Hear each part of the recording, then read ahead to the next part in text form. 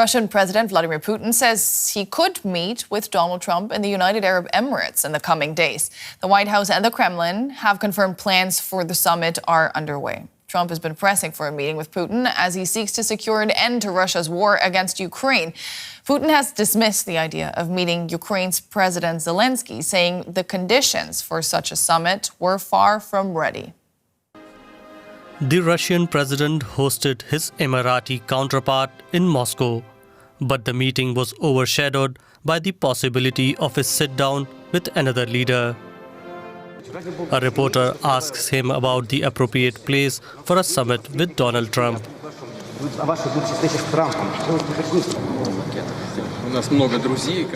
We have a lot of friends that are ready to help us organize such an event. Here is one of our friends, the President of the United Arab Emirates. I think we will decide later, but this could be one of the suitable venues. Then comes a question about the chances of a meeting with the Ukrainian president. I've been repeatedly saying that I, in general, have nothing against it. This is possible. But before that, certain conditions should be created. And unfortunately, we are still far from creating such conditions. The announcement of an in-person meeting between Putin and Trump comes a day after U.S. envoy Steve Witkoff met with Putin in Moscow. Trump briefed the Ukrainian president and European leaders on that meeting. We discussed what was said in Moscow. It seems that Russia is now more inclined to agree to a ceasefire. The pressure on them is working. But the main thing is that they do not deceive us or the US in the details. That's exactly what Ukrainians in the capital Kiev say they are worried about. I don't trust Putin. I don't think he's taking this meeting seriously. He'll never make peace. He needs Ukraine. He wants to conquer it, so I don't think anything good will come out of this meeting. It seems to me that to trust Putin is to not respect oneself. He understands everything only from a position of strength. I live in Kherson. I lived there during the entire occupation. I saw how they keep their word. If Putin and Trump do meet in the coming days, it will be the first time they hold face-to-face talks in 6 years. For more on this, let's talk to Peter Dickinson. He's the Ukraine editor at the Atlantic Council and joins us tonight from Kyiv. Putin says the conditions are not right for him to meet with Zelenskyy. How do you interpret that? Will they ever be right? Well, that's a very good question. I think it was very telling that of all of the uncertainties about a possible summit with Trump, the one clear message from Moscow today was that Putin does not want to meet with Zelenskyy. And when Putin talked about the conditions, he's been very clear about what those conditions are. He expects Ukraine to hand over around 20% of the country to Russia. He expects Ukraine to demilitarize and basically disband much of its army, to voluntarily reject any sort of international military alliances or military cooperation, and to allow Russia to dictate much of Ukraine's domestic policy. So essentially to surrender its sovereignty. That's Russia's position. That's been Putin's position, his public position for some time. It continues to be his position, and it's very hard to imagine any Ukrainian government agreeing to that. So I think in answer to your question, it's hard to see how the two leaders could sit down together at this stage and find some compromise when there's really no middle ground. You've said in the past that Vladimir Putin consistently voices theoretical support for ending the war while derailing any meaningful progress towards that end.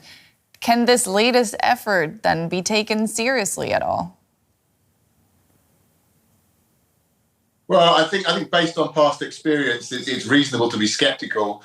We've seen Trump in the past use similar tactics just a few months ago when European leaders came to Kiev and basically issued an ultimatum and said, we're going to impose very tough new sanctions on Russia. We're going to increase military aid for Ukraine. Putin's response was to come back and say, oh, hold on, let's hold a summit between Ukraine and Russia instead. And in using, by this method, essentially delayed these Western measures. Now, again, we're just a couple of days away from the end of a Trump's own deadline for Putin, and once more we see Putin talking about another summit, this time between himself and Trump. So there is, I think it's reasonable to be very skeptical, or perhaps even cynical, about Putin's motivations here, and about why he might feel he can use this sort of tactics, especially with someone like Trump, who's so inclined to view politics in a very personal level, to seek these sort of summit meetings. Let's see what happens. Of course,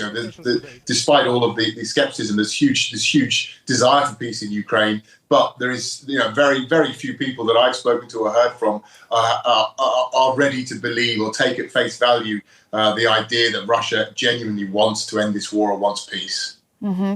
It looks like right now he is calling the shots in a way, but you also wrote in the past that Putin has misplayed his hand when it comes to you as President Trump and the war in Ukraine. What do you mean, and does that assessment still stand? Well, I think certainly I think we can say that Putin has missed an opportunity, at least, to end the war on favourable terms. Since the beginning of this year, Trump has been very clear that he's ready to concede a lot of what Russia is looking for. He's ready to accept that Russia de facto controls around 20% of Ukraine. He's ready to reduce or lift most sanctions, to exclude Ukraine from NATO, and meet many of the demands that the Russians and Putin have been publicly making.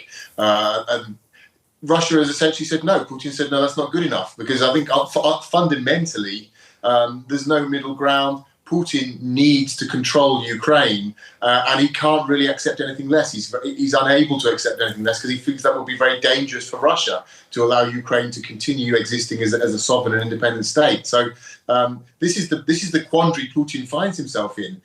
He's in a very difficult war. He doesn't know exactly how he's going to achieve his goals, but he can't really accept some sort of compromise, because he's bet the farm, as it were. He's fully committed to achieving his maximalist goal of taking control of Ukraine. And if he accepts anything less, he will come out of it looking like a loser, and his own position could become very, very, very, very vulnerable inside Russia itself. Nonetheless, President Trump continues to say that this war could be over within a matter of weeks or even days. What would need to happen for that to truly come to pass? Well, if we want to talk about realistic peace terms, obviously you need both sides. It takes two to tango. The Russians need to agree. The Ukrainians need to agree. The Russians need to soften their position. They need to accept that they need to recognise the reality of living next door to a sovereign and independent Ukraine, which may. What would it take to get them there, though? To integrate into Europe.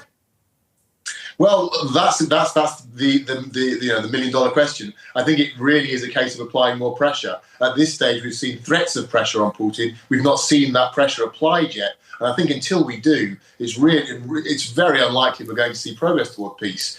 So it really is all about Putin, really about Trump following through on the threats that he has made to increase the pressure on Putin. Until that happens, I think Putin's just going to continue stalling tactics, calling for summits, calling for talks, and not actually committing to peace at all.